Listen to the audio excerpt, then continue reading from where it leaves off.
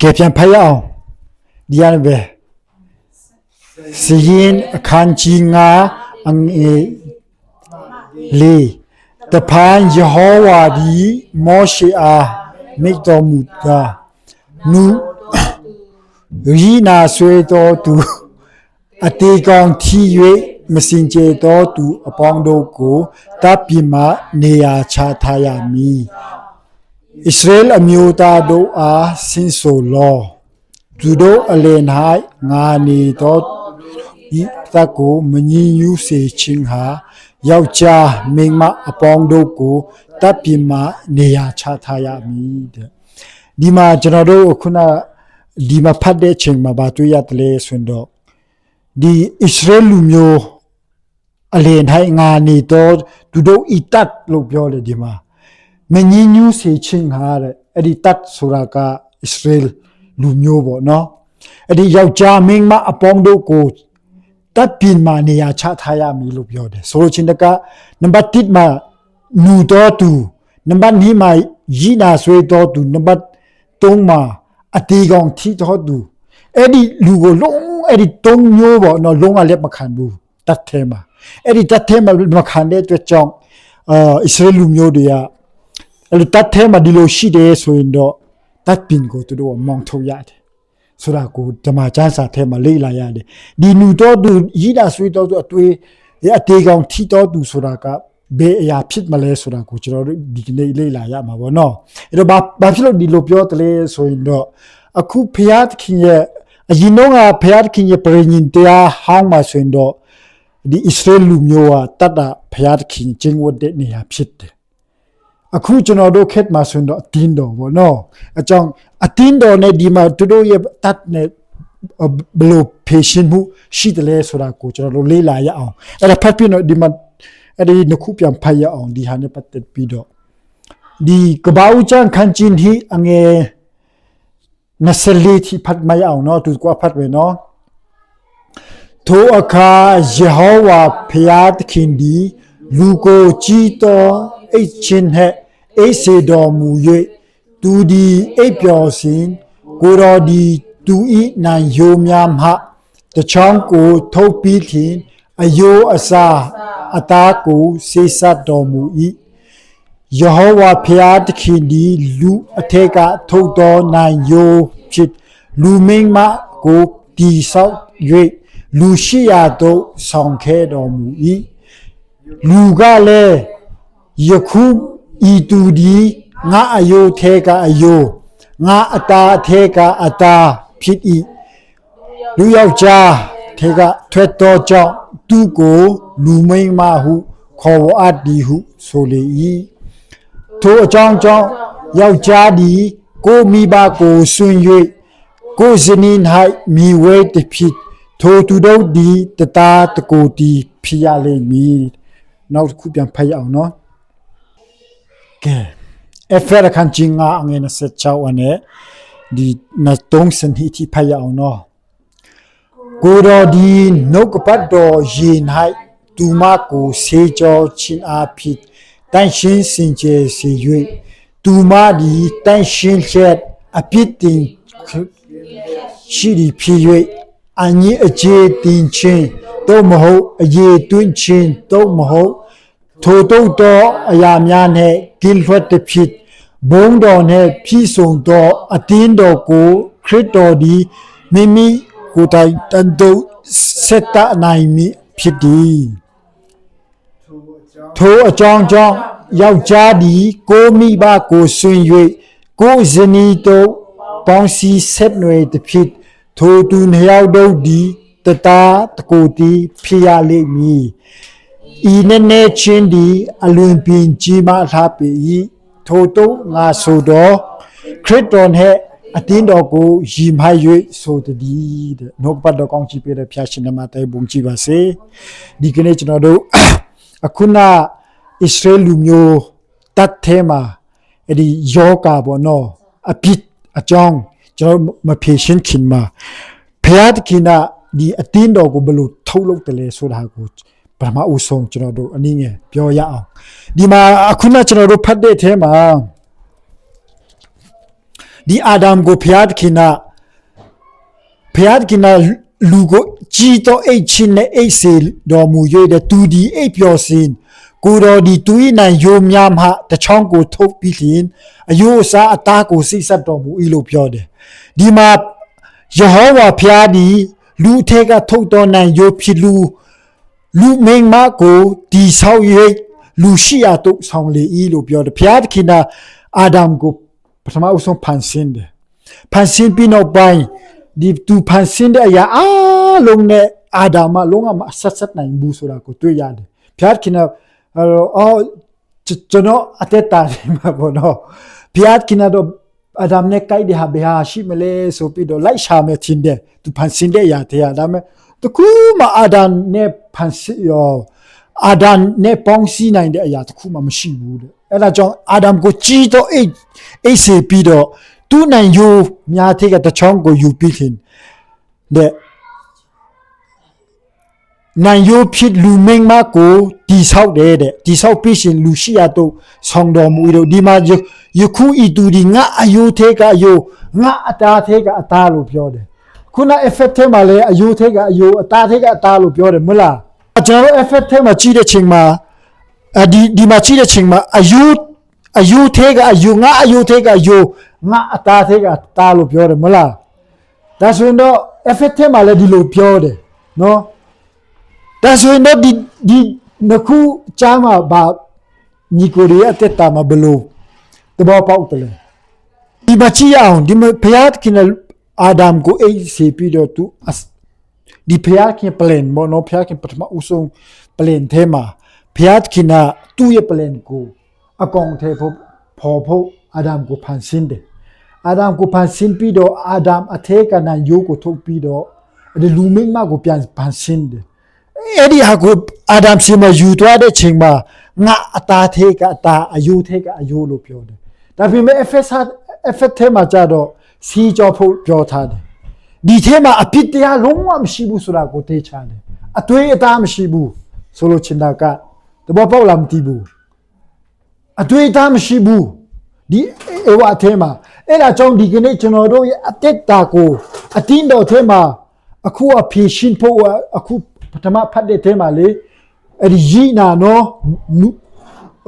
နူချင်းပြီးတော့အတီကောင်ကိုကျွန်တော်ဒီကနေ့ညီကိုတွေနဲ့အတူတကွကျွန်တော်တို့ဆက်ဆံဖို့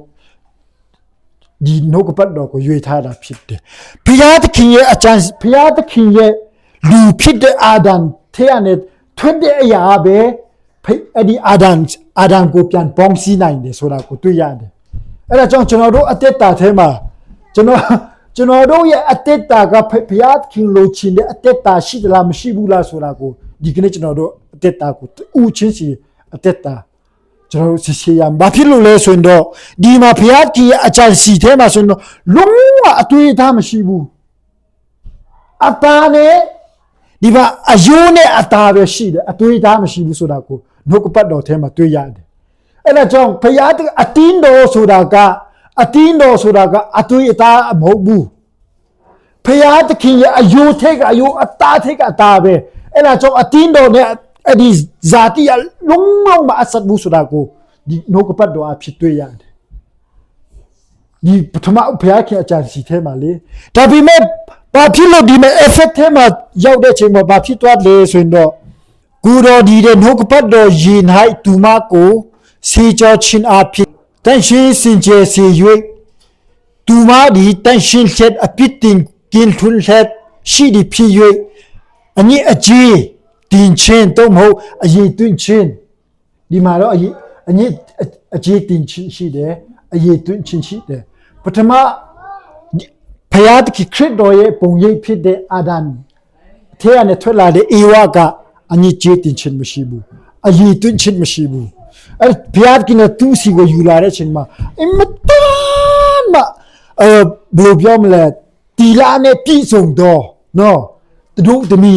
ဖြစ်ပြီးတော့အာဒမ်စီမှာယူရတယ်အကြောင်းဒီမှာကျွန်တော်တို့ကြည့်တဲ့ချိန်မှာဒီကျွန်တော်တို့ဘုရားခင်ရဲ့အခုလက်ရှိအတင်းတော်ကအနည်းအကြီးတင်နဲ့မတန့်ရှင်းဘူးပေါ့တန့်ရှင်းစင်ကြယ်ဖို့လိုအပ်တယ်အနည်းအကြီးတင်ချင်းအရေးတွင်းချင်းရှိတယ်လူအိုဘောနော် တနည်းပြောမှဆိုလူဟောင်းရှိတယ်တဲ့အဲ့ဒီလူဟောင်းကိုกินရွတ်ဖြစ်အရာများနဲ့กินရွတ်ဖြစ်ဘုံတော်နဲ့ပြည်စုံတော်တဲ့ဂျူရဒန်ဘာသာပြန်တဲ့မှာဆိုတော့အတရေတင့်တယ်တော်လို့ပြောတယ်နဲ့ထေဝခန္ဓာတဟာကိုကူစားပြုတာဖြစ်တယ်ဘုံတော်နဲ့ပြည်စုံတော်အတင်းတော်ကိုတဲ့ခရစ်တော်အားမိမိကိုယ်တိုင်ထံသို့စစ်တနိုင်မိအကြောင်းလို့ပြောတယ်ဒီမှာကြတော့ဒီအကြောင်းယောက်ျားဒီကိုမိဘကိုဆွင်၍ကိုဇနီးနဲ့ကိုဇနီးတို့ပေါင်းစည်းဆက်နေတဲ့ဖြစ်တို့သူနှစ်ယောက်တို့ဒီတသားတကိုဒီဖြစ်လိမ့်မယ်တဲ့အမှန်တော့တသားတကိုဒီဖြစ်ရမှာဒါပေမဲ့ဘုရားခင်နဲ့ကျွန်တော်တို့ကတသားတကိုဒီမဖြစ်နိုင်ဘူးအခုတူချင်းဆိုင်အင်္ကာများနဲ့ကျွန်တော်တို့ကြည်တဲ့အချိန်မှာဒီမှာနည်းနည်းချင်းဖြစ်တယ်နည်းနည်းတော့အရာဖြစ်တယ်ဒီဟာကအဲ့ဒီလူကိုပြောတာမဟုတ်ပဲနဲ့အတင်းတော်နဲ့ခရစ်တော်နဲ့အတင်းတော်အကြောင်းကိုပြောတာဖြစ်တယ်လို့ပြောတယ်ဒီဟာနည်းနည်းချင်းအကြောင်းဒီတော့ဘုရားဒီမှာကျွန်တော်တို့ဒီeffect အခန်းကြီး9ငယ်26 29ကိုကျွန်တော်လွတ်လာတဲ့ချိန်မှာနောက်ဆုံးငါဘုရားခင်ဘာလို့ချင်းတယ်လဲဆိုတော့ဘုံတော်နဲ့ပြည်စုံတော်လို့ပြောတယ်ဒါအတည်တင့်တဲ့ချင်းပေါ်ဟိုတနေ့ကျွန်တော်တို့ယူရတာဘာတန်ပြန်ထဲမှာတော့အတည်တင့်တဲ့ချင်းလို့ပြောတယ်ဒါဆိုတော့ဒီမှာအတည်တင့်တဲ့ဟာနဲ့ကဘာဒါဒီဂျန်သေးကယေရုရှလင်ကိုပြန်စဉ်းစားကြည့်ရအောင်နော်ယေရုရှလင်မှာခန္ဓာထေဝမှုမတမ်းမဘယ်လိုပြောမလဲအတည်တင့်တယ်လို့ပြောတယ်အတင့်တယ်ဆိုတော့အဲ့ဒီအတည်တင့်တဲ့အရာကဘာဖြစ်မလဲဆိုတာကိုကျွန်တော်တို့မြင်အောင်ကြည့်လို့ရပြီဒါဆိုတော့ယေရုရှလင်မြို့တိဆိုတာကဒီမှာပဲအခုကျွန်တော်တို့နဲ့ပဲဆိုင်တယ်ဆိုတာကိုတွေ့ရတယ်ဒီမှာဘုရားသခင်နဲ့ဆေးကြောချင်းအဖြစ်ပဲအဲ့ဒီအတည်တင့်တယ်မှာယေရုရှလင်ရဲ့အတည်ရအဲ့မှာပဲပေါ်လွင်လာမှာဖြစ်တယ်ဆိုတာကိုတွေ့အဲ့ဒါကြောင့်အဒီကကျွန်တော်တို့အထဲမှာခရစ်တော်ရဲ့ခန္ဓာကိုယ်ဖြစ်တဲ့အတင်းတော်ထဲမှာဆေးကြောဖို့အမှန်တမ်းအရေးကြီးတယ်ဒီမှာဆေးကြောချင်းမရှိဘဲနဲ့ယေရုရှလင်မှာတောက်ပချင်းအတည်တင့်တယ်ချင်းမဖြစ်နိုင်ဘူးအကြောင်းကျွန်တော်တို့သူချင်းစီဒီမှာအင်္ဂါဝင်တွေအဲ့ဒါတခုမျိုးမှာဒီမှာဒီယေရှုခရစ်တော်ဒီဖျားသခင်ရဲ့အတင်းတော်ဟာအခုတို့သမီးဖြစ်ပြီလားတော့မဟုတ်မင်းမဖြစ်ပြီလား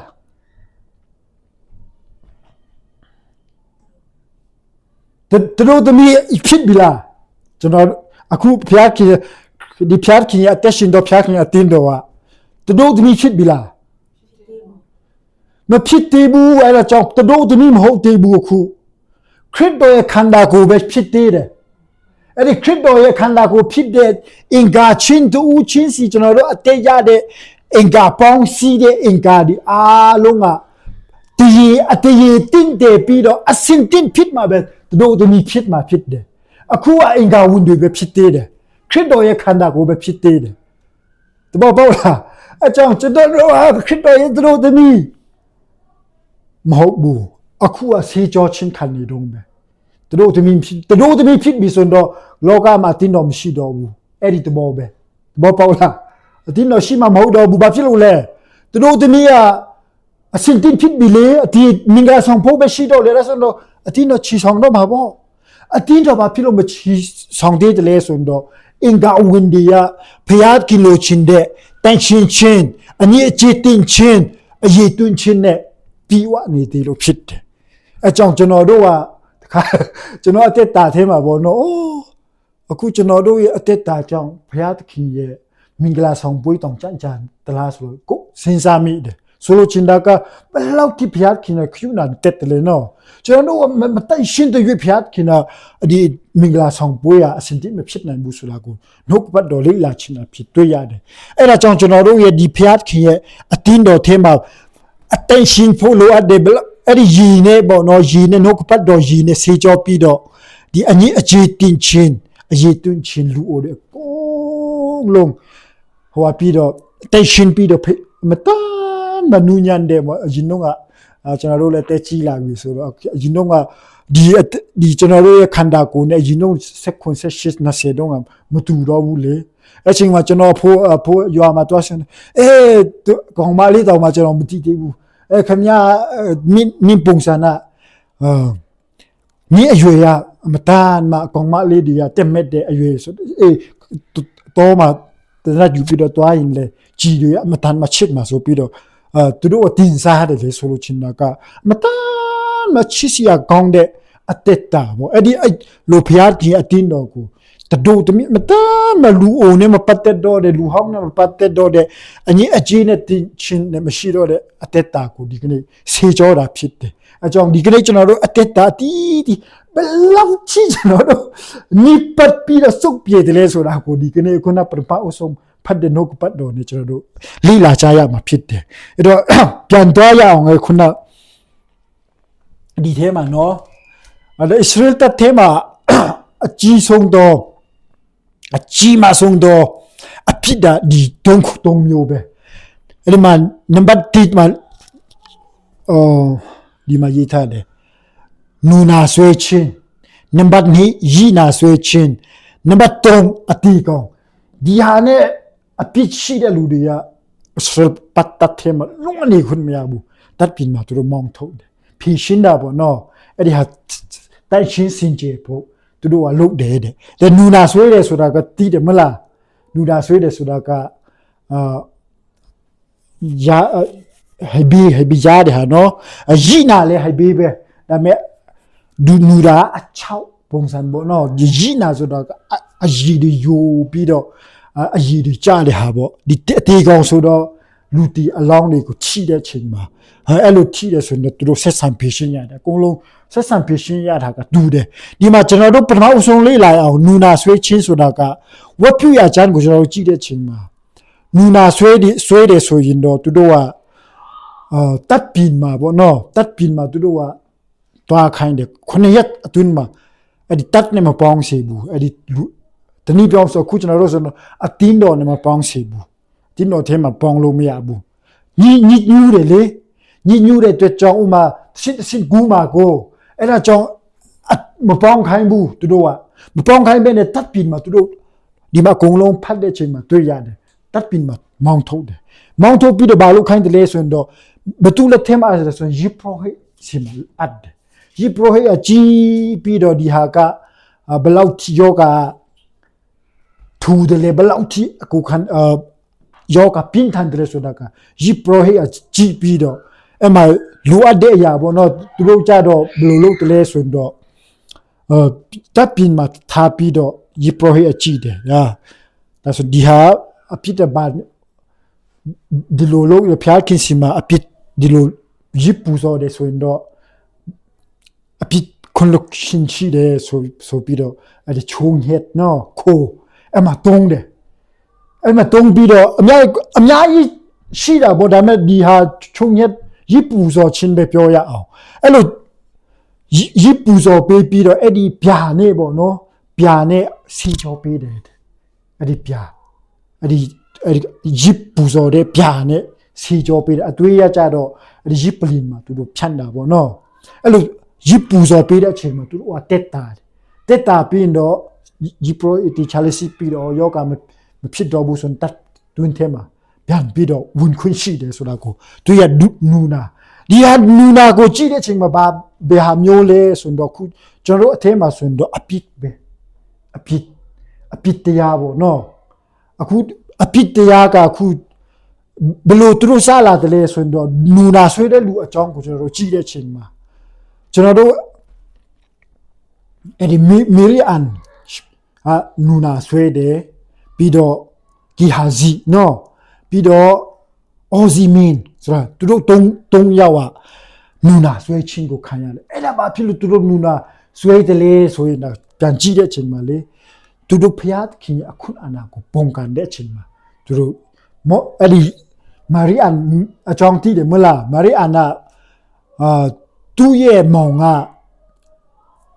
မောရှိလေဒီအာရွန်ရှိတယ်ပြီးတော့မောရှိပေါ့နော်သူမောင်ဆိုရင်တော့သူတို့နှစ်ယောက်အကြီးပဲဟိုနေ့ကျွန်တော်တို့အဲ့ဒီလိလာတဲ့ချိန်မှာတမချန်းစာလိလာတဲ့ချိန်မှာတွေ့ရတယ်တောလေယာချမ်းထဲမှာပဲကျွန်တော်တို့လိလာတဲ့ချိန်မှာအဲ့ဒီသူတို့ရဲ့အကြောင်းကိုတွေ့ရတယ်အဲ့တော့မာရီအန်ကဘယ်လိုဖြစ်လာတယ်လဲဆိုတော့ဒီနေ့ကျတော့သူကမာရီအန်အမလေးပရိုဖက်မဖြစ်တယ်အဲ့တော့အဲ့ဒီမောရှိကိုသူကမနာလို့ပြီးတော့ဟာ မင်းတယောက်တည်းဖျားခင်စကားပြောတာမဟုတ်ဘူး သူတို့နှစ်ယောက်အကြောင်းကိုတွေ့ရတယ်အဲ့ဒါဘာဖြစ်လို့သူတို့နူနာဆွဲတယ်လဲဆိုရင်တော့ဒီဟာ ငါတို့လည်းစကားပြောတယ်ဆိုပြီးတော့မောရှေကိုပြန်ပြီးတော့သူကပုံကန်တာပေါ့နော်အချိန်မှာဖျားခင်အဲ့ဒီပုံကန်တဲ့ဟာကိုကြားတယ်တီးတဲ့အချိန်မှာမောရှေနဲ့မေရီအန်နဲ့အာရွန်ကိုခေါ်ပြီးတော့လာကြဆိုပြီးတတ်ထဲကခေါ်ပြီးတော့သူတို့ကထွက်သွားကြတယ်ဆိုလို့ချင်းကမာရီအန်နာနဲ့အာရွန်နဲ့အဒီကမောရှေကိုပုံကန်တဲ့အကြောင်းရင်းကအဲ့ဒီဖျားခင်နှုတ်ပတ်တော်ကြောင့်မဟုတ်ဘူးအမှန်တော့အဲ့ဒီမောရှေကတပါအမျိုးသမီးဟိုအရင်ကကျွန်တော်လေ့လာတပါအမျိုးသမီးကိုယူတယ်မဟုတ်လားအဲ့ဒီဟာကိုသူမကျေနပ်တာမကျေနပ်တဲ့ဆိုသူ့မောင်လို့ပေါ့နော်သူ့မောင်ဆိုတော့မကျေနပ်တာအဲ့ဒါရောပြီးတော့တခါတည်းနဲ့ချတာအမှန်တော့အခုခက်မှာဆိုရင်ဘာလဲဆိုရင်တော့ညီကိုတွေအဖြစ်ပေါ့နော်ဥမာညီကိုကိုဖျားခင်အတုံးပြူတယ်တီးတယ်အတုံးပြူတယ်တီးတယ်ဥပမာဒါပေမဲ့အဲ့ဒီဟာကိုတိုက်ရိုက်ဟိုဖျားခင်ဥစ္စာဆိုတော့ဟိုဖို့သူ့ကိုပုံကန်ဖို့ကြောက်တယ်လေကျွန်တော်တို့ကဒါပေမဲ့ဘလို့ပုံကန်ကြတယ်ဆိုတော့ तू အပြစ်ကိုတေးချာရှာပြီးတီးလေကိုအထုတ်ပြီးတော့အမအပြစ်တင်အဲ့ဒီမာရီအန်နဲ့ပုံစံပေါ့နော်ပုံစံအဲ့လိုအဲ့ဒါနဲ့ရောပြီးတော့အမှန်တော့ तू အမလေ तू ဒါပေမဲ့ဘုရားနှုတ်ကပတ်တော်ထဲမှာကြည့်တဲ့ချိန်မှာဥမာညီကိုများထဲမှာပေါ့နော်ညီကိုအတက်ထားထဲမှာကျွန်တော်ကကြီးလို့ညီမငယ်လို့ဆိုပြီးတော့ hip hop လို့မရတော့ဘူးဆိုတော့ကိုဒီမာရီအန်အကြောင်းကိုကြည့်တဲ့ချိန်မှာအတက်နဲ့ဆိုင်တယ်ဟိုနော်ညီဟိုကျွန်တော်ကအကြီးတယ်ဥပမာအတက်အဖြစ်ညီကိုငယ်တယ်ကျွန်တော်အထက်ကျွန်တော်ပဲကြီးတယ်ဆိုပြီးတော့ကြိုက်တယ်လို့သူ့ကိုနှင်းချလို့မရဘူးဘာဖြစ်လို့ဆိုသူကဖျားกินအတုံးပြူတယ်ဆိုရင်ကျွန်တော်ကဝမ်းမြောက်ပြီးဖို့ပဲရှိတယ်အဲ့ဒါအတင်းတော်ရဲ့နီးစနစ်ပေါ့နော်အတင်းတော်လမ်းကြောင်းဒါပေမဲ့မာရီအနာကျတော့ခမရတယောက်တည်းစကားဖျားกินစကားပြောတာမဟုတ်ဘူးငါတို့လည်းပြောတယ်ဆိုမာရီလည်း prophet မလို့ပြောတယ်အရင်ကကျွန်တော်တို့လေ prophet မပဲလေဒါပေမဲ့မတူဘူးသူ့နေရာနဲ့သူအကုန်လုံးရှိတယ်တရိုက်စကားပြောခံရတာကမောရှေပဲတရိုက်စကားပြောတာလေအဲ့တော့ငါလည်းပြောတတ်တယ်ဆိုပြီးတော့အဲ့လိုမရဘူးအတင်းတော်ထဲမှာဆိုလိုချင်တာကအဒီကအခုဖျားခင်အရင်ကကျွန်တော်တို့နှုတ်အဲ့ဒီထွမြောက်ရာချမ်းကိုကျွန်တော်တို့လေ့လာတဲ့အချိန်မှာဖျားခင်မောရှေကိုသူ့ကူစားအနေနဲ့ဖျားခင်ခဏတယ်မလားအခုကျွန်တော်တို့ခက်မှာဆိုတော့ဖျားခင်ကိုစားဘာတူလဲဘယ်သူဖြစ်မလဲအရင်ကဖတ်တယ်လေကျွန်တော်တို့မိပြီလားဟေဘရဲအခန်းကြီးဒီထဲလေနောက်ဆုံးတော့ကာလမှာတားတော်ကိုဖျားခင်စကားပြောတယ်လို့ပြောတယ်မလားခရစ်တော်ကိုပဲဖျားခင်စကားပြောပြီဆိုတော့တခါတလေဒီဟာယူပြီးတော့အတင်းတော်ထဲမှာငါပဲစကားပြောရဆိုတော့ကျွန်တော်တို့ကြွားဖို့လေမဟုတ်ပြန်ဘူးတခါတလေဖျားခင်နော်ခရစ်တော်ကိုပဲစကားပြောတယ်ဆိုတော့တနည်းပြောဆိုခရစ်တော်ရတဲ့လူညီကိုတွေအသက်တာအားလုံးကစကားပြောချင်းကိုခံရတဲ့အသက်တာအကြောင်းမယင်းတော့မဟောင်းလို့မရှိလို့ငါပဲပြောတယ်ဆိုအဲ့ဒါလေတခါလေကျွန်တော်တို့က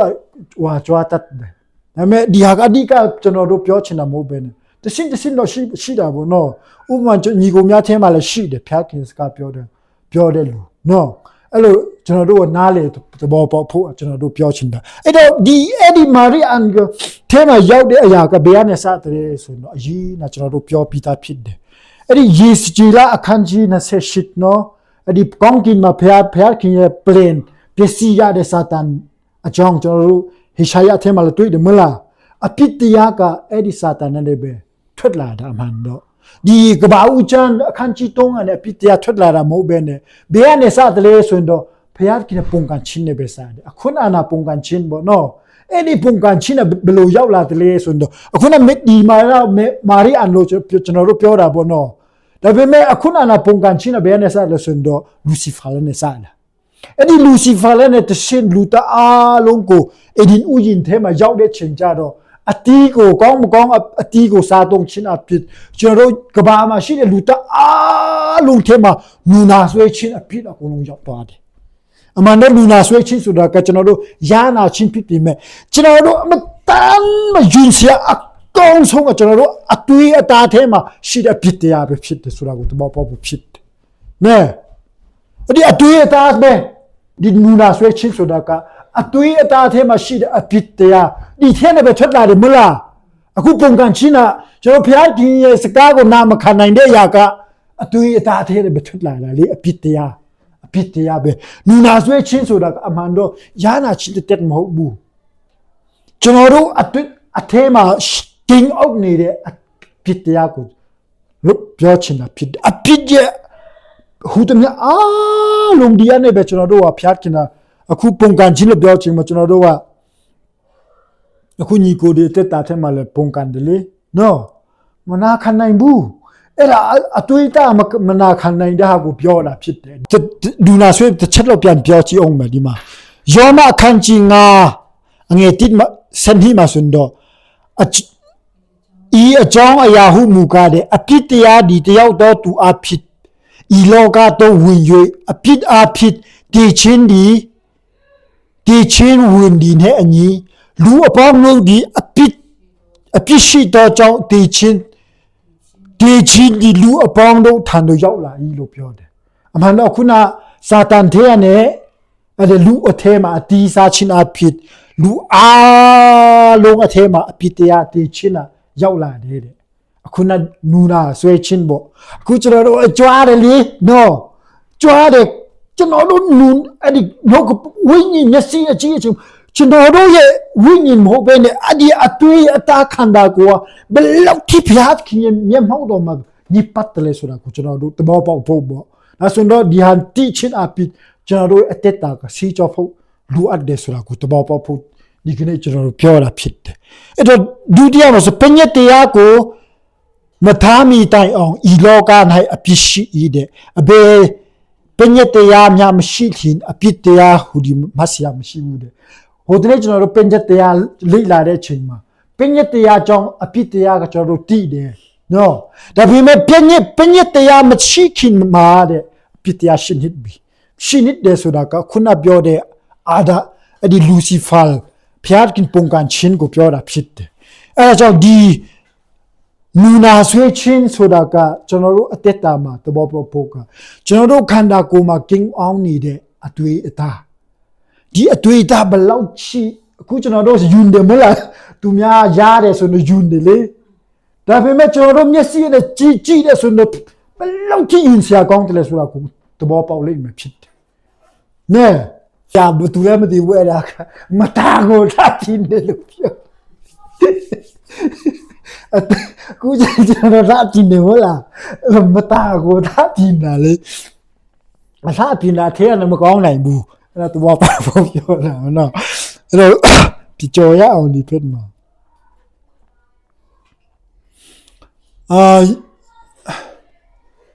အကြောင်းမူကားတဲ့တယောက်တော့သူဒီမနာခံခြင်းအဖြစ်လူများတို့ဒီအဖြစ်အဖြစ်ထုံးဖွဲ့ခံရဒီနီးသူတယောက်တော့သူဒီနာခံတော့အဖြစ်လူများတို့ဒီဖြောင်းမရတော့ရောက်ထုံးဖွဲ့ခံရချက်ဒီအဓိကတော့ဒီမှာကကြီးမှာပေါ့နော်လူတယောက်မနာခံခြင်းအဖြစ်လူအပေါင်းတို့အဖြစ်တာဖြစ်သွားတယ်မနာခံခြင်းဆိုတာကခုနနူနာဆွဲခြင်းပဲမနာခံတာအဲ့တော့ဒီမှာကြတော့ထို့တော့ငါဒီမကျင့်ချင်တော့အကျင့်ကိုကျင့်ခင်ငါကိုယ်တိုင်ဒီမဟုတ်ငါကျင့်ဒီမဟုတ်တဲ့ငါအထဲ၌နေတော့အပြစ်တရားဒီကျင့်တဲ့ဒီရောမအချမ်းထဲမှာတော့အတွေ့ရင်းနဲ့ပြောပြီးပြီဆိုတိတ်မပြောတော့ဘူးအတွေ့အတာခန္ဓာကိုယ်ထဲမှာရောက်သွားတယ်ကျွန်တော်အကြောင်း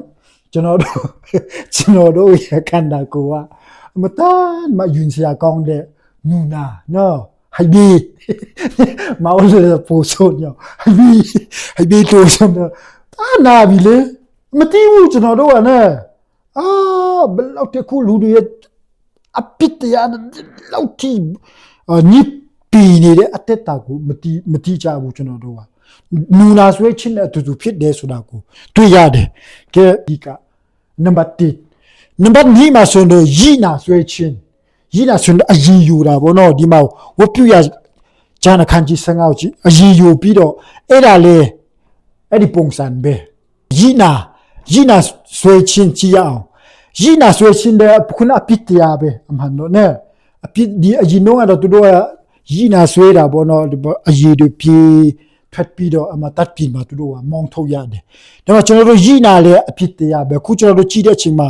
ဆာလန်ချန်ငါစတီထဲမှာကြည့်ရှုလို့တဲ့ဒုစရိုက်အဖြစ်နိုင်ကျွန်တော်တို့ဒီမွေးဖွားလာပါ၏တဲ့အဖြစ်နိုင်ကျွန်တော်တို့အမိဒီကျွန်တော်တို့ပရိတ်တေယူပါ၏လို့ပြောတယ်ဒီယူရတာဘာတန်ပြန်ထဲမှာပိုရှင်းတယ်ဒီဟာနော်ငါဒီအဖြစ်မွေးဖွားကြတဲ့အဖြစ်နဲ့မွေးဖွားလာတယ်လို့ပြောတယ်ဆိုလိုချင်တာကကျွန်တော်တို့မွေးလာတဲ့အချိန်မှာရည်နာမွေးချင်းနဲ့နူနာမွေးချင်းနဲ့မွေးဖွားလာတာမတိကြဘူးအဲ့လိုမွေးဖွားလာတယ်တဲ့အဲ့တော့ဒီမှာယောမအထဲမှာကြတော့ငါအထဲမှာငါအတွေ့အတာ၌ကောင်းသောအရာဆုံးတစ်ခုမြမတီဒီကိုငါတီးတဲ့အကြောင်းမူကားငါဒီကျင့်ချင်တော်စိတ်ရှိတော်လဲကောင်းစွာကျင့်တတ်သောအခွင့်ကိုရှာ၍မတွေ့လို့ပြောတယ်အခုဒီရည်နာဆွေးချင်းနူနာဆွေးချင်းအဖြစ်တရားပဲအဖြစ်တရားနဲ့စလာတာခုနပြောပြီးပြီနူနာဆွေးချင်းဘသူတွေရတယ်လဲဆိုတော့မာရီအန်နော်ဖျားခင်ကိုပုံကန်လို့ခုကျွန်တော်တို့ပုံကန်လို့အတွေ့အတာကပုံကန်တယ်အဲ့ဒီဟာကျွန်တော်တို့ဖျားခင်ကိုပုံကန်လီဖျားခင်ရဲ့စကားကိုနားမထောင်တဲ့အချိန်မှာကျွန်တော်တို့ယောဂအဖြစ်လာတယ်ဆိုတာကိုတွေ့ရတယ်အကြောင်းဒီရင်းနာဆွေးချင်းလေဒီအဖြစ်တရားပဲဆိုတာကိုကျွန်တော်တို့တွေ့ရတယ်ကြော်ရအောင်ဒီမှာအတီကောင်အဓိကအတီကောင်ကိုပြောချင်တာဗောနော်ဒီမှာအတီကောင်အခုနပြောဒီမှာဝတ်ပြရချန်ဒီစီဂျင်းဒီတော်လရချန်ထဲမှာကျွန်တော်တို့လေ့လာတဲ့အချိန်မှာလေဒီအတီကောင်ချိတဲ့လူကဒီတတ်ပြင်းနဲ့မောင်းထုတ်ရတယ်အတီကောင်အဲ့ဒီချိန်မှာတော့သူတို့အတီကောင်ဒီချီကိုလို့တတ်ပြင်းမှာအခုနရီနာပဲဖြစ်နူနာပဲဖြစ်အခုနยิปปูโซเดปยาโมเนซีปีโดยีเทมาเนาะอิสราเอลမျိုးစွန်တော့အင်ဒုံရှိတယ်မလားအင်ဒုံထဲမှာလို့စီကြောပေးတယ်ยีနေပေါ့နော်စီကြောပေးပြီးတော့အမှတန်ရှင်းပြီးမှာပဲတတ်တော်ထဲမှာပြန်ဝင်ခွင့်ရတယ်အခုဒီမှာအတေကောင်လို့ကြည့်တဲ့အချိန်မှာကျွန်တော်တို့အတက်ဒီမှာ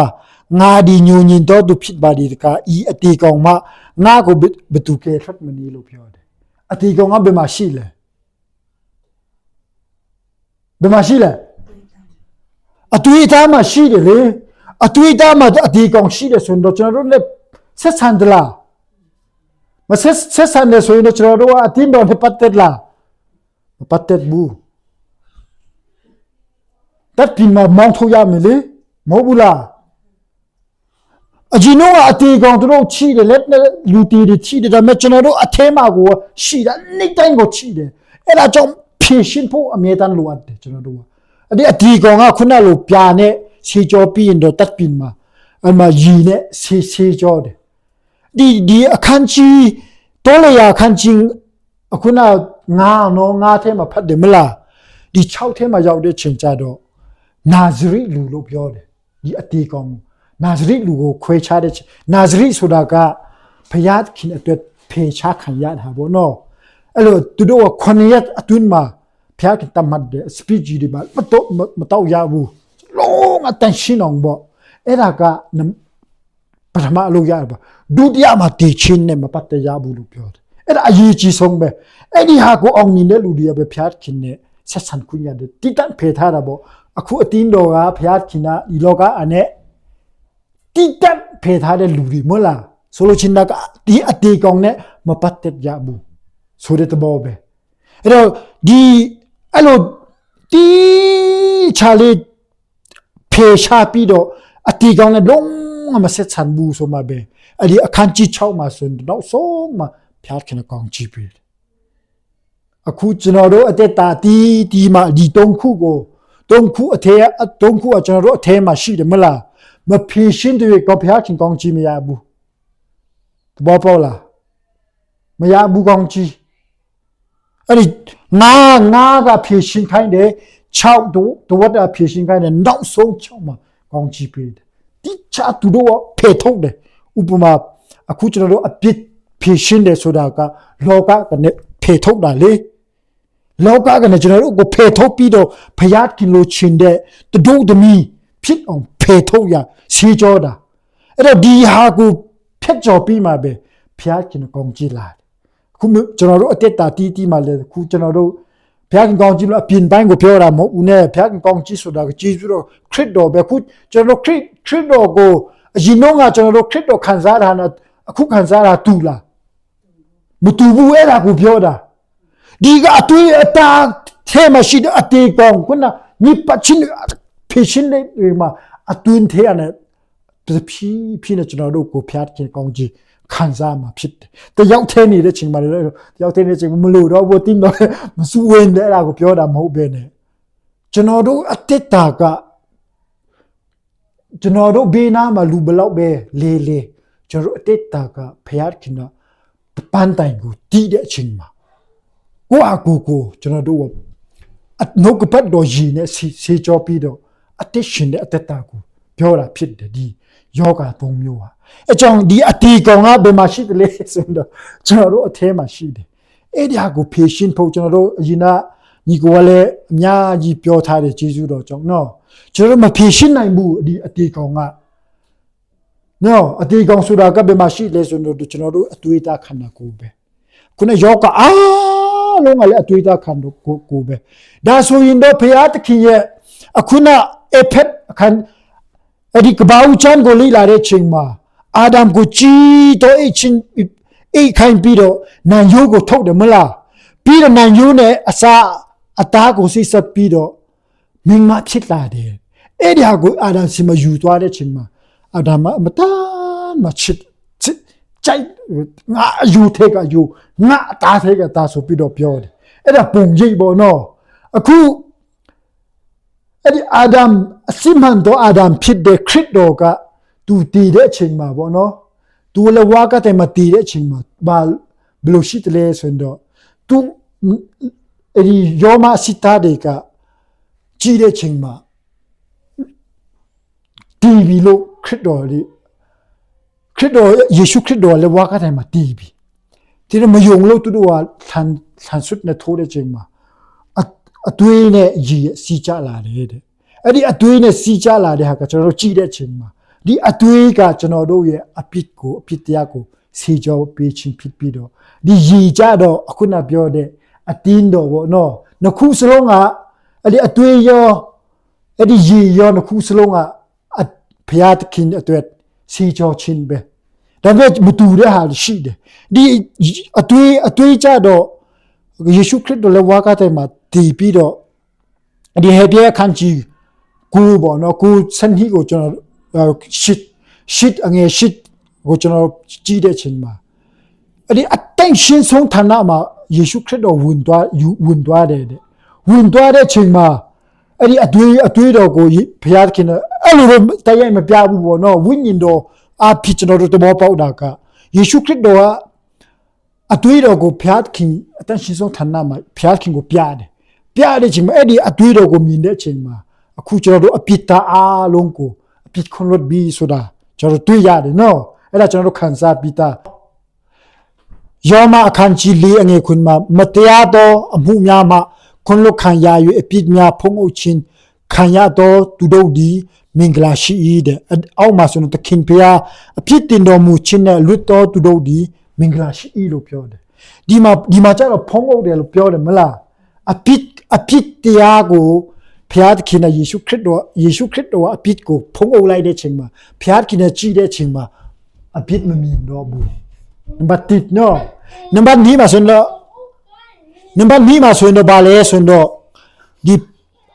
ဘုရားသခင်အပြစ်တင်တယ်တဲ့ဘုရားသခင်အပြစ်တင်တော်မူခြင်းနဲ့လွတ်တော်သူတို့ဒီမင်္ဂလာရှိတယ်ဘုရားသခင်ဘလို့အပြစ်ကျွန်တော်တို့ကတင်တယ်လဲဆိုရင်တော့ကျွန်တော်တို့ကောင်းမကောင်းအတီးကိုစားတဲ့အချိန်မှာအဲ့ဒီအတွေ့အကြုံအဲမှာအပြစ်ဝင်လာတယ်အဲ့ဒီအတွေ့အကြုံဝင်လာတဲ့အတွေ့အကြုံအဖြစ်ခုနမွေးဖွားလာတဲ့လူအားလုံးကိုတီချင်းလို့ပြောပြီးအပြစ်တင်တယ်တီကိုတည်ရမယ်လို့ယောမခန်းကြီး3နော်ယောမခန်းကြီး3မှာဆိုရင်တော့ဖျားခင်ရဲ့ဘုံတော်နဲ့မပတ်သက်တော်ဘူးတဲ့အဲ့ဒီအကြောင်းဒီကိုတည်ရမယ်လို့အပြစ်တင်တာဒါပေမဲ့ယေရှုခရစ်တော်ရဲ့အသွေးတော်ကိုမြင်တဲ့အချိန်မှာသူတို့ကိုခွန်လွတ်လိုက်ပြီလို့ပြောကျင်ညာတာဖြစ်တယ်အဲ့ဒါကြောင့်အခုကျွန်တော်တို့အဲ့ဒီနှုတ်ကပတ်တော်ကိုတဘောပေါက်တဲ့ချိန်မှာကျွန်တော်တို့ ယေရှုဖျားခင်တော့ကျွန်တော်အပြစ်မတင်တော့ဘူးနော်အတွေ့တော့ဘယ်လောက်တကိုးရှိတယ်လဲဆိုတော့အခုကိုကကျွန်တော်ထဲမှာပဲအပြစ်နည်းနည်းလုပ်တဲ့ချိန်မှာငါတော့ဖျားခင်စိတ်တော်မတွေ့တော့ဘူးဆိုပြီးတော့တန်တရားဝင်တယ်မလားဒါပေမဲ့ကျွန်တော်နှုတ်ဖတ်တော့ပြန်ကြည့်တဲ့ချိန်မှာဒီဖျားခင်တော့မှာအပြစ်မတင်တော့ဘူးကျွန်တော်တို့ကိုယေရှုခရစ်တော်တွေ့တော့ဖြစ်ဒီဟာကိုပြန်တော်တည်းရတဲ့ချိန်မှာကျွန်တော်တို့အပြစ်ကျူးလွန်ရင်လည်းပဲဖျားကျွန်တော်တို့ကအဝိညာဉ်အသက်ရှင်ပြီးပြီပဲဆိုတော့တဘောပေါက်တဲ့ချိန်မှာကိုဝိညာဉ်ဖက်မှာပြန်တည်တာပေါ့နော်အဲ့ဒါအမှန်ပြောချင်တာကဒီအတွေ့တော့ပထမအဆုံးသွားတာကဖျားခင်ဖက်မှာသွားတယ်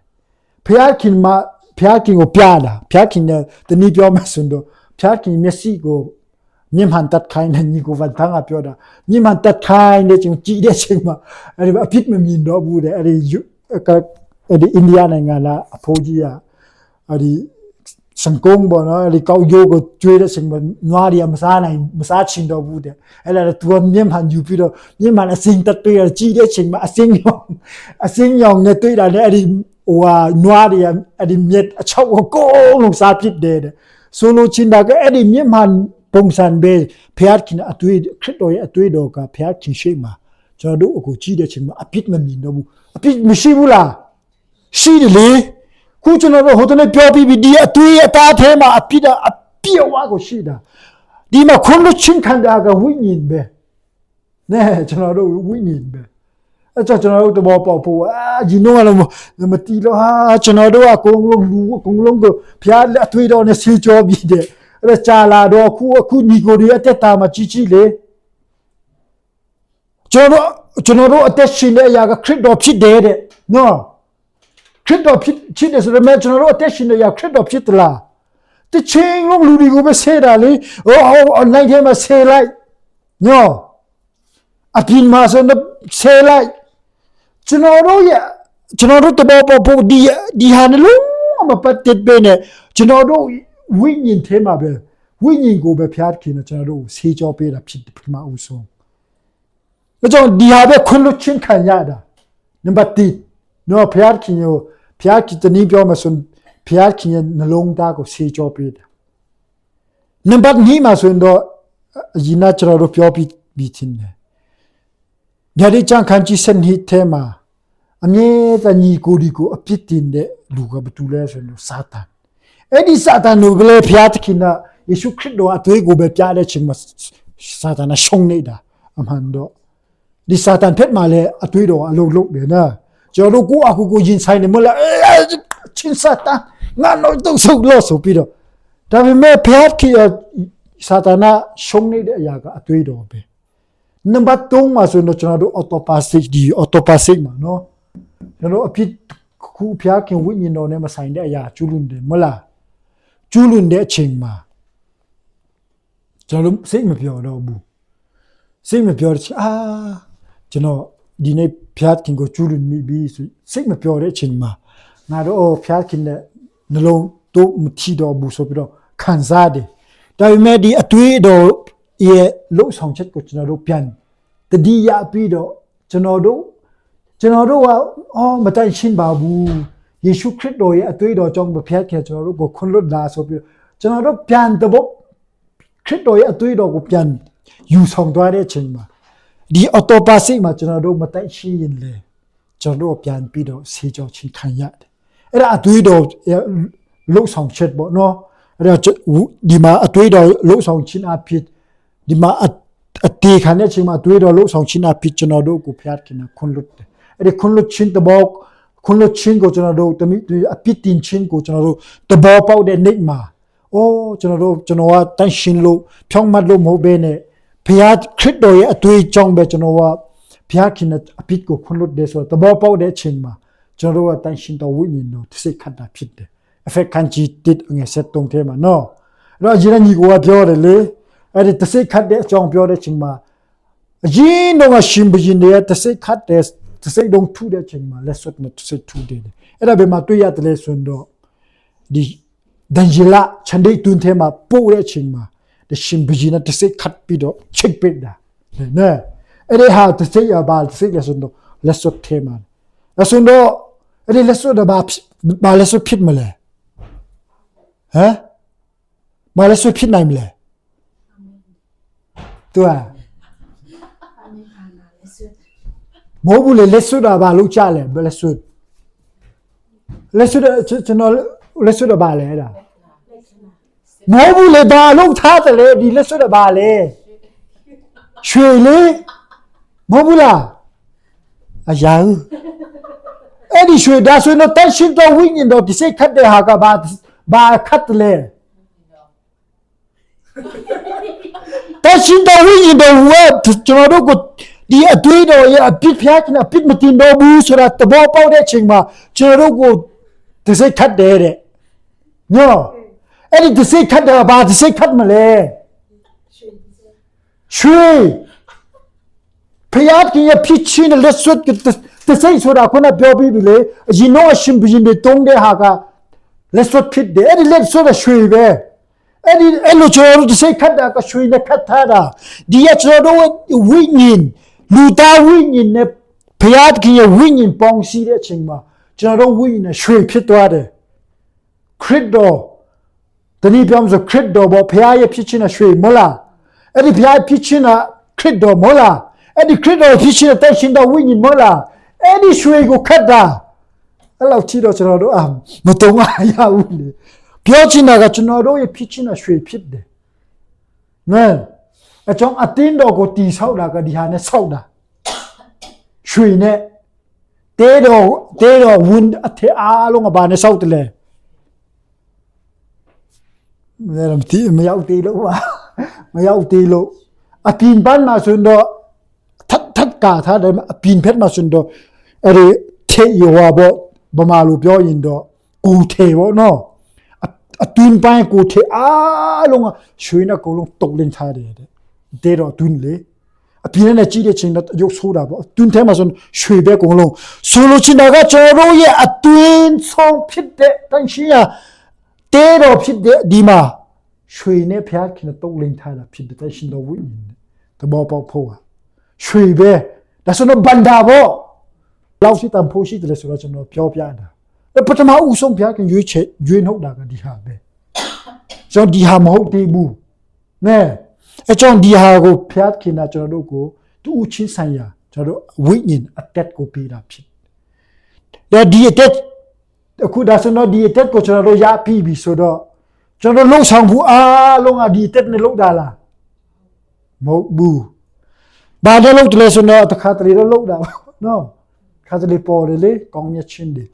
ဒါပေမဲ့အများအဖြစ်တော့ကျွန်တော်တို့အတွေ့အတာခုနဖြစ်ပြောတဲ့အပစ်တရားပေါ့နော်နူနာဆွဲခြင်းရည်နာဆွဲခြင်းနဲ့အကုန်လုံးပြည့်နေနေတဲ့ဒီစိတ်နဲ့ခန္ဓာအဲ့ဒါကျွန်တော်တို့လှုပ်တာဖြစ်တယ်အဲ့ဒါကြောင့်ဒီဟာကိုဖျားခင်မကြိုက်ဘူးလို့ပြောတာဖြစ်တယ်အတွေ့အတာအဖြစ်မွေးတော့အရာဒီအတွေ့အတာဖြစ်ဒီနော်ဒီရအဝန်ဝိုင်းရနခုပေါ့နော်ဒီနခုကအတွေ့အတာ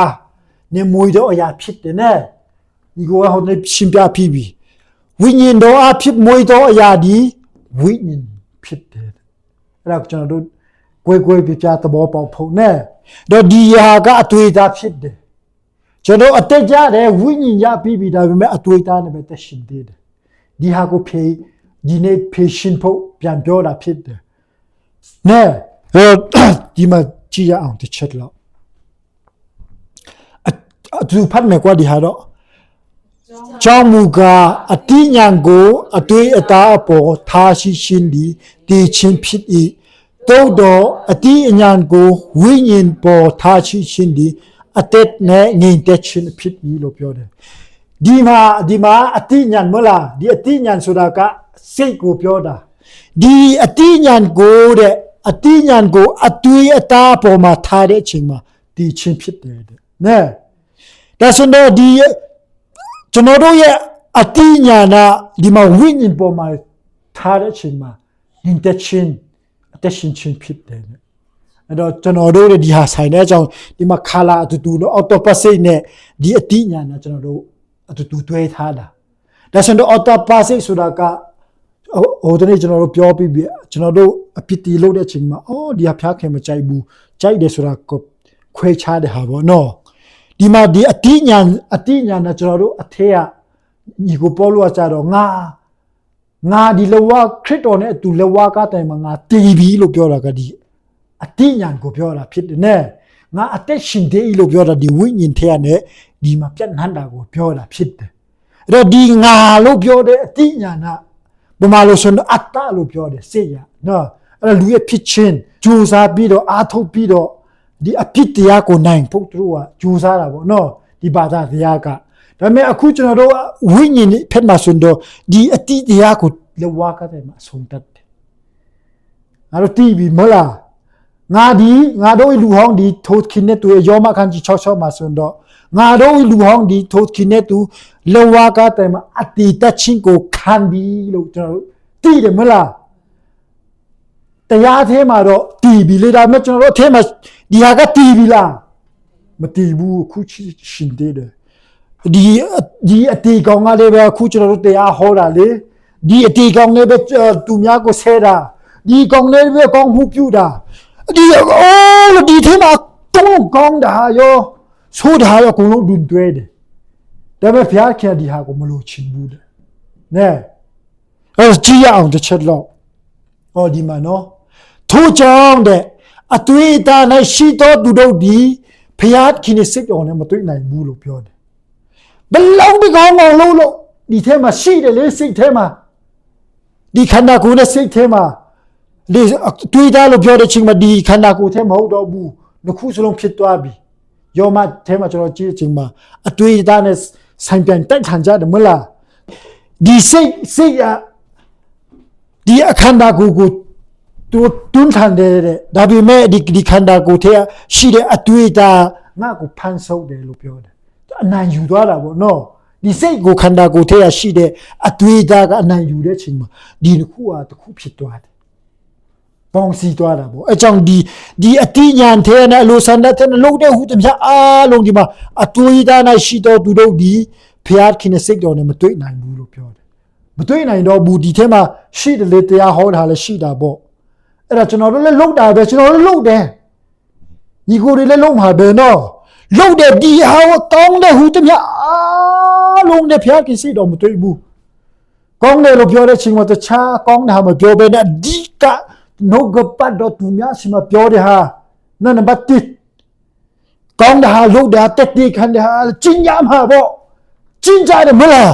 ဒီအတိညာထဲရနဲ့ဒီစိတ်ထဲရနဲ့ဒီအတွေ့အကြုံနဲ့ဟူတမျှအားလုံးဘလောက်ပဲကျင့်ကြတော့အကုန်လုံးကဖျားခင်စိတ်တော်မတွေ့ဘူး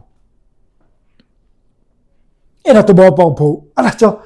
တခါတလေဒီဟာနဲ့ကျွန်တော်တို့အတင်းတော်အတွက်ဆိုပြီးတော့လို့တဲ့ဟူတမျှအားလုံးတခြားဘာပြောလဲအတင်းတော်အတွက်အတင်းတော်ဝိညာဉ်တိုင်းမဟုတ်ပဲနဲ့အတင်းတော်အတွက်ဆိုပြီးတော့ဒီစိတ်နဲ့လို့တဲ့ဟူတမျှအားလုံးလဲဖျားခင်ခွင့်မပြုဘူးအခုအတင်းတော်ကျွန်တော်တို့ကြားဆင်းတဲ့အကြောင်းရင်းနဲ့လေဒီဟာပဲနဲအလိုမရှိဘူးဖျားခင်ကဆက်ဆံဖြည့်ရှင်ဖို့ပဲတီးစီဖို့ပဲလိုအပ်တဲ့ဖျားခင်ကျွန်တော်တို့လဝကတဲ့မှာတီးတယ်လေ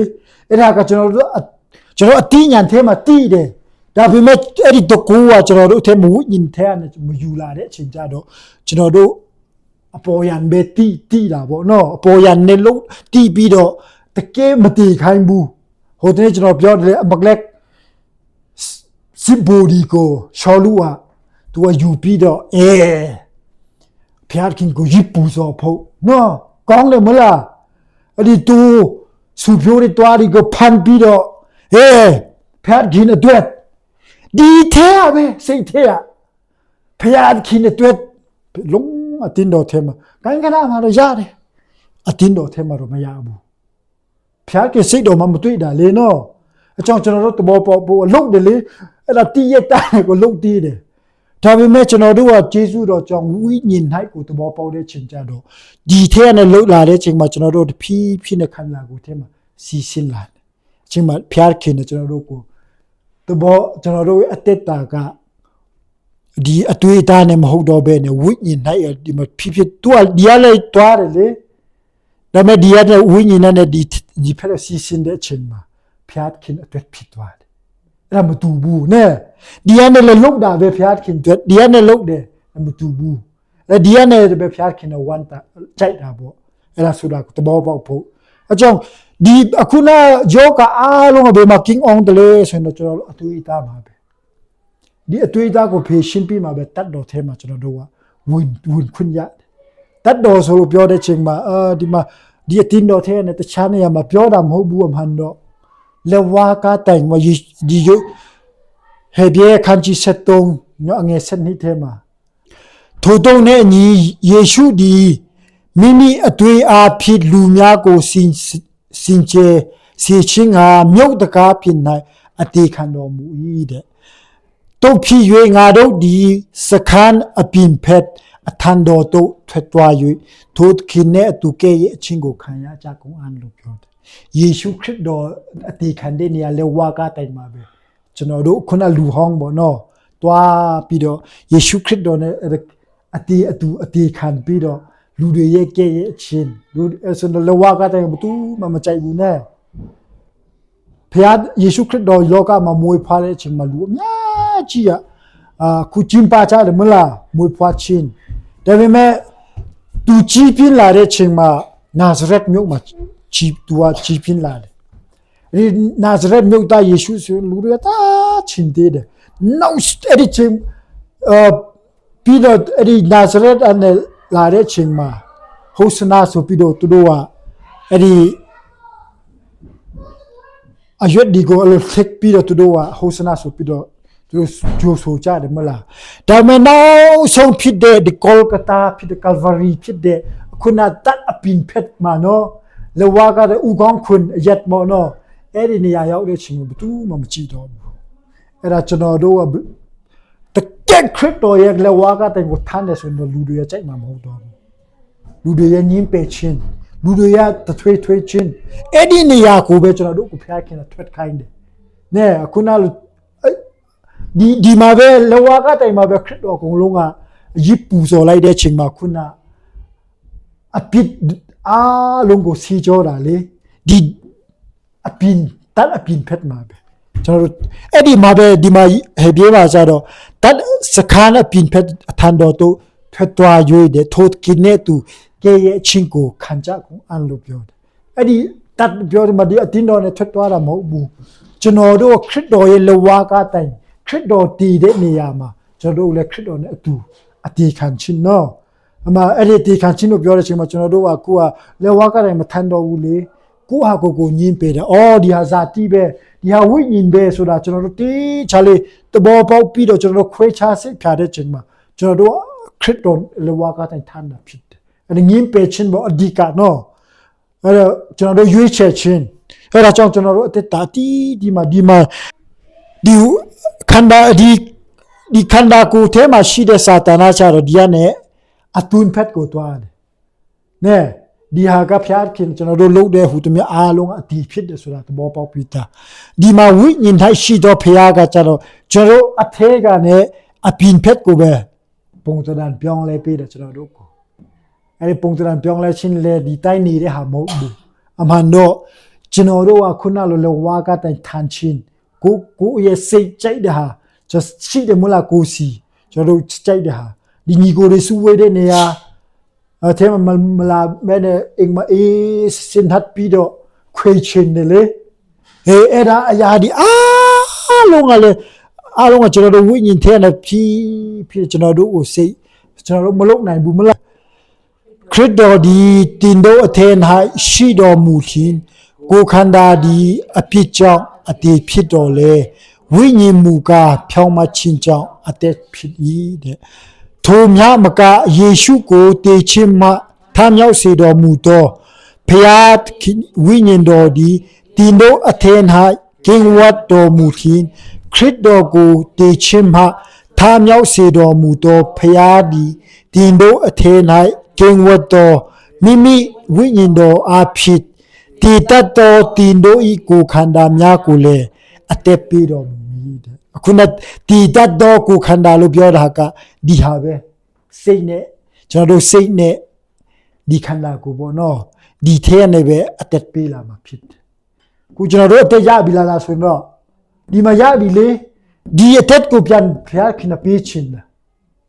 ဒီကျွန်တော်တို့စိတ်ငါဆိုတဲ့အတ္တကိုပြန်ပြီးတော့အဲ့ဒါရှမတဲ25ထဲမှာဆိုတော့ဘူးအပူလို့ပြောထားတာဘာလို့ဒီထဲမှာခရစ်တော်ကျွန်တော်တို့ဖြစ်တယ်လေနေတိုင်းနော်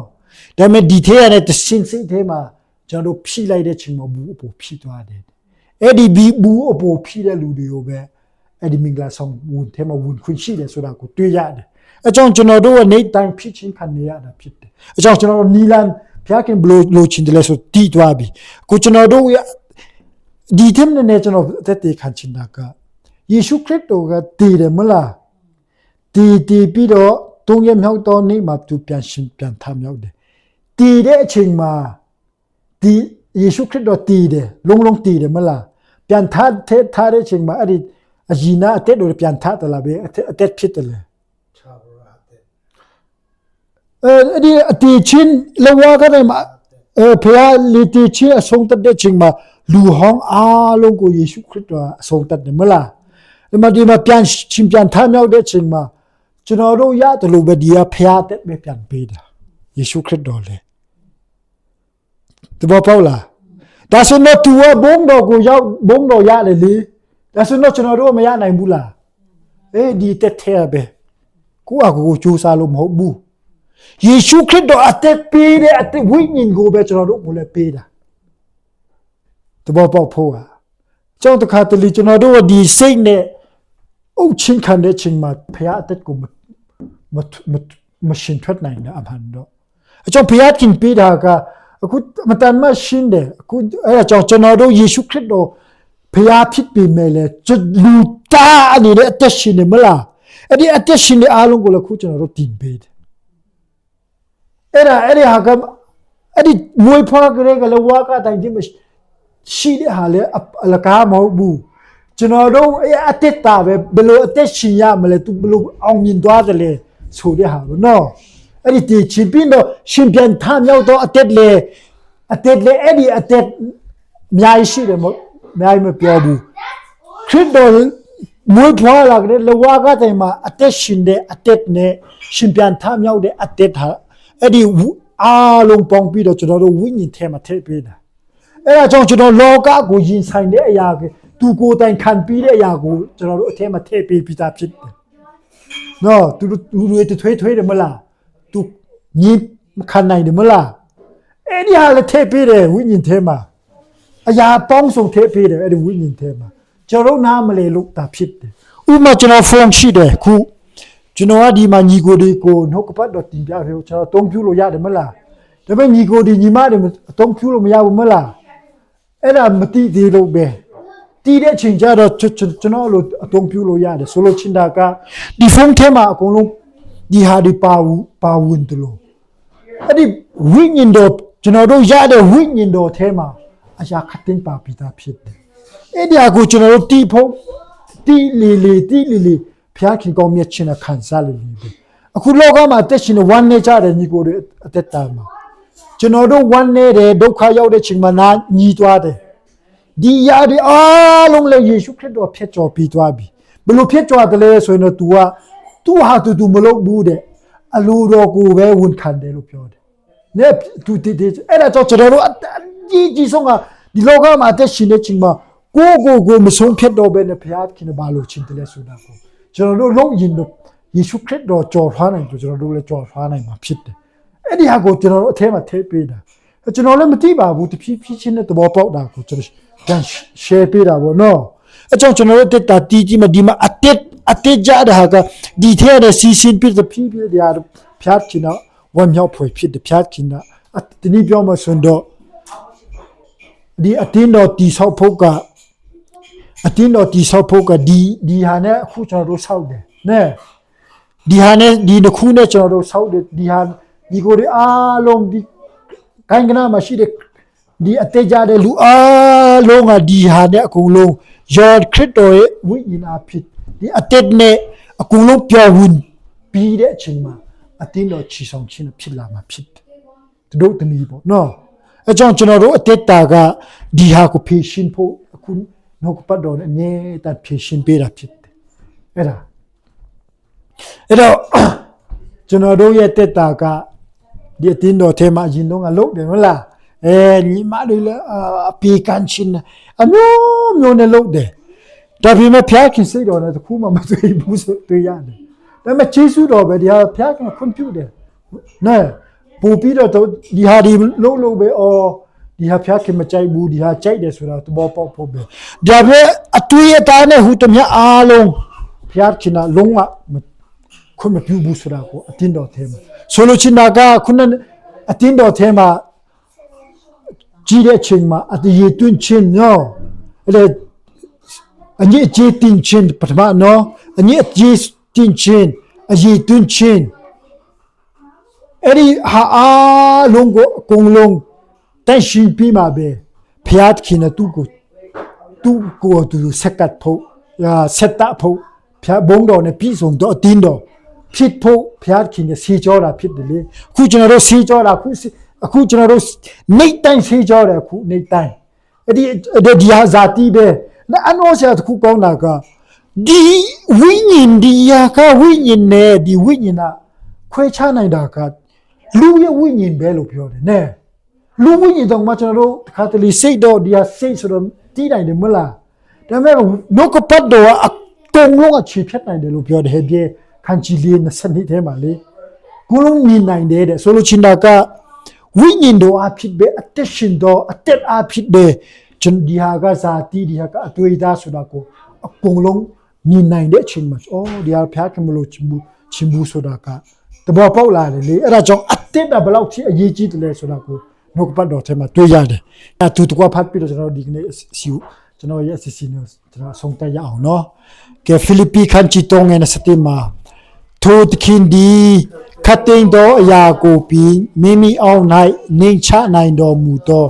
ပြုပြင်အားထုတ်ခြင်းအဖြစ်ယုံညံ့သောငါတို့ဤကိုခန္ဓာကိုပြီးကိုယ်တော်ဤဘုံတော်နှင့်ပြီးဆုံးသောခန္ဓာယဉ်ဤသူဖြစ်စေခြင်းကအစင်းတဒံပြောင်းလဲစေတော်မူတဲ့လို့ပြောတယ်နဲ့အခုနကျွန်တော်တို့ရဲ့ခန္ဓာကိုယ်ပေါ့နော်ကျွန်တော်တို့အသက်ရတယ်ယေရှုတော်အဖြစ်အသက်ရတယ်အဲ့ဒီအသက်ထဲရနေပဲကျွန်တော်တို့ကိုဖျားခင်တာအလုံးလုံးပြီးတော့ဒီမှာယုံညံ့တော်ငါတို့ဤကိုခန္ဓာကိုပြင်လို့ပြောတယ်နဲ့ကိုခန္ဓာကိုတော်ဤဘုံတော်နဲ့ပြည်စုံသောခန္ဓာဤသူလို့ပြောတယ်အဲ့ဒီခရစ်တော်ဤသူယဉ်နဲ့ညီကိုကပြောတယ်မလားခရစ်တော်ရဲ့အဲ့ဒီခရစ်တော်နဲ့တိုင်းတာမယ်လို့ပြောတယ်အဲ့ဒီဓာတ်ချမ်းထဲမှာတော့ရွှေကျူးလုံးလို့ပြောတယ်မလားအဲ့ဒါနဲ့ပဲတိုင်းမှာရွှေနဲ့တိုင်းမှာဖြစ်တယ်တဲ့အဲ့ဒီခန္ဓာဤသူဖြစ်ခြင်းဟာအစင်းတဒံပြောင်းလဲစေတော်မူတဲ့လို့ပြောတယ်ဒီမှာပြောင်းလဲစေတော်မူတဲ့အခုကျွန်တော်တို့ပြောင်းလဲချင်းခံရပြီနော်ယေရှုတော်ဆိုအရင်တော့ကကျွန်တော်တို့ဆိုတို့လက်ဒန်လို့ပြောတာအနာဂတ်မှာအခုမပြောင်းလဲသေးတဲ့ပုံစံအစင်းတဒံမပြောင်းလဲသေးတဲ့လူအများကြီးရှိသေးတယ်အဲ့ဒါတဖြည်းနဲ့ခရစ်တော်နီးသူပေါ့ကျွန်တော်တို့ကိုပုံတံပြောင်းလဲပေးတယ်အစံတော့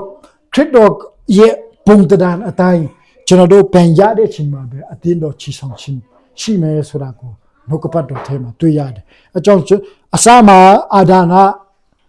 မှာအပိတရားမရှိတဲ့အတွက်ကြောင့်အယိုအစားနော်အယိုနဲ့အသားကိုလုတ်ပြီးတဲ့ခါတည်းယူဆောင်ပေးမယ်အခုကျွန်တော်တို့အတင်းတော်မယူဆောင်နိုင်ဘူးဘာဖြစ်လို့ဆိုတော့အပိတရားကစာတန်ရဲ့အပိတရားဝင်လာလို့အခုကျွန်တော်တို့အတွေးအသားပေါ်မှာကင်းဝတ်နေတယ်တနေ့ပြီးတနေ့တိုင်းရှင်းတယ်အဲ့ဒါကိုကျွန်တော်တို့တမောပေါ်ဖို့ဖြစ်တယ်နဲ့အဲ့ဒါကြောင့်အတင်းတော်ဆိုတာကခရစ်တော်ထဲရတယ်ပဲနဲ့ခရစ်တော်ထဲနဲ့လာတဲ့အရာပဲခရစ်တော်ကိုပြန်တည်ဆောက်တာဖြစ်တယ်အကြောင်းအသွေးသားနဲ့လာတဲ့ဟာကခရစ်တော်အတွက်မဟုတ်ဘူးဆိုတာကိုတမောပေါ်ဖို့ကျွန်တော်တို့ဒီနှုတ်ကပတ်တော်နဲ့ဝိညာဉ်တော်အဖြစ်ပဲကျွန်တော်တို့ဖြစ်ရှင်လို့ရတယ်ဆိုတာကိုဒီကနေ့ကျွန်တော်နေငယ်တည်ခံချင်တာဖြစ်တယ်နှုတ်ကပတ်တော်ကောင်းချီးပေးတဲ့ဖျားရှင်နာမတိုင်ဘုံချီပါစေယေရှုတော်သခင်ဖြစ်တော်မူ၏အာမင်